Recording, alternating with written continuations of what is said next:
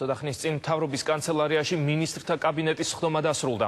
მთავარი თემა საქართველოს 2012 წლის ბიუჯეტში შესატანით ცვლილებები იყო, რაც სტიქიის შედეგად დაზარალებულთა კომპენსაციებსა და სხვა სახის დახმარებებს შეეხება. რაოდენობის თანხაზეა საუბარი, ამას ნინო სამყურაშვილისგან გავიგებთ. ნინო, საუბარი იყო იმაზე, რომ მხოლოდ კახეთის დასახმარებლად 150 მილიონი ლარია აუცილებელი. როგორ მოხდა თანხების გადანაწილება?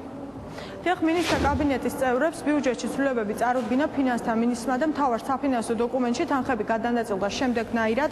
სტიქიის შედეგების ლიკვიდაციის ფონდისათვის გამოყოფა 50 მილიონი ლარი და ეს თანხა მოხმარდება გადაუდებელ ღონისძიებებს სწორედ სტიქიის რეგიონებში. ასევე იზრდება კახეთის განვითარების პროგრამა, ის მთლიანობაში იქნება 110 მილიონი და აქედან 20 მილიონი სწორედ სტიქიის შედეგების ლიკვიდაციას მოხმარდება.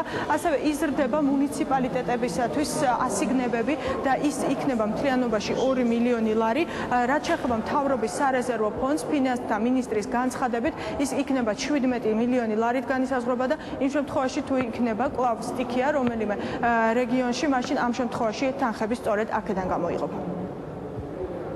მინდა ყველა იმის, რომელებაც ამ დღეებში იმუშავა საგანგებო რეჟიმში კახეთში და საქართველოს სხვა რეგიონებში სტიქიური უდრობის ლიკვიდაციის ღონისძიების განხორციელებისათვის ყველას მადლობა გადაგიხადოთ, თუმცა მინდა ვთქვა, რომ სანამ ჩვენ არ დავასრულებთ იმ ყველა გამოცანას, რომელიც დავპირდით ჩვენ ხალხს, საქართველოს მოქალაქეებს, დაზარალებულ ოჯახებს, იქამდე ჩვენ მოგვიწევს მსგავს რეჟიმში მუშაობა და მე მოვუწოდებ ყველა მინისტრს, რომ ის დაწყებული საქმე გააგრძელოს და ბოლომდე მიიყვანოს.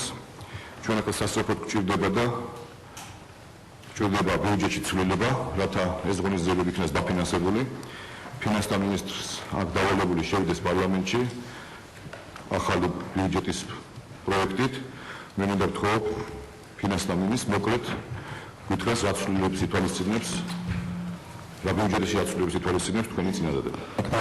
სტიქიის შედეგების ლიკვიდაციის ფონდი, რომელიც პარლამენტში გათვალისწინებულია, ახალი რესურსი 50 მილიონი ლარის ოდენობით, რომელიც მთლიანად მოხმარდება გადაადგილებული ღონისძიებების განხორციელებას.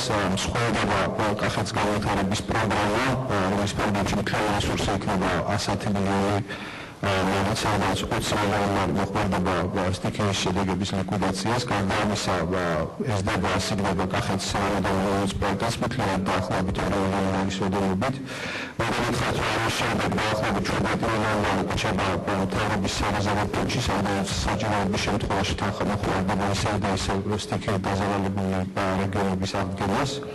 ამასთან ერთად იზრდება ჯანდაცვის სამინისტროს ასიგნება 6 მილიონი ლარით, ეს თანხა მოხმარდება სამუშაოების მაძიებელთა მონაცემთა ბაზის შექმნას. სამუშაო პრაქტიკულად დაწყებულია, მაგრამ საჭიროა სპეციალური ასიგნებები და მე ვთხოვ პარლამენტს მიიღოს ჩვენი წინადადება, რათა ჩვენ შევძლოთ იმ ამოცანების შესრულება, რომელიც ჩვენ ხალხს დავპირდით. მთავრობის ხდომაზე ასევე ახალი პროგრამა წარადგინა დევნილთა მინისტრმა. პროგრამას ქვია დევნილთა საჭიროებების შესწავლის პროგრამა. პროგრამის მიზანი არის, რომ სწორედ მოხდეს დევნილთა საჭიროებების შესწავლა და შემდეგ უკვე ამის მიხედვით დაგეგმოს სხვადასხვა პროგრამები დევნილთა სამინისტრომ. ჩვენი მთავარი მიზანი გახლავთ ის, რომ მთავრობისგან დასახელებული პრიორიტეტები დასაქმება ჯანდაცვის ხელმისაწვდომობა და სოფლის განვითარება იყოს ხელმისაწვდომობა დევნილთა თემისათვის, რომელიც საქართველოს მოსახლეობის მნიშვნელოვან ნაწილს წარმოადგენს 6%. ამ მიზნით რეგიონული გვაქვს განაკითხვა, რომელიც ხელს შეუწყობს ამ პრიორიტეტულ მართულობებს დევნილთა კონკრეტული საჭიროებების შესწავლას და სამინისტროს მიერ პროგრამების ეფექტურ დაგეგმვასა და განხორციელებას. მიზანი გახლავთ პირველ რიგში, როგორც მოგახსენეთ, დევნილთა საჭიროებებზე ინფორმაციის შეგროვება, ეს განმარტავს დევნილთა პირდაპირ ჩართულობას თავიანთი საჭიროებების განსაზღვრაში. მნიშვნელოვანია ის, რომ კერძის სექტორში ცხოვრობ დევნილთა შესახებ მონაცემების აღრიცხვა მოხდება, რაც ჩვენთვის ერთ-ერთი ყველაზე პრობლემური არის ამ ეტაპზე. და ყოველაში რა თქმა უნდა იქნება საჭიროებაზე მორგებული პროგრამების დაგეგმვის შესაძლებლობა. ეს პროგრამა ორგანიზაციის ძალიან კარგად ერგება, როგორც არის დევნილთა საჭიროებების შესწავლა თავიანთ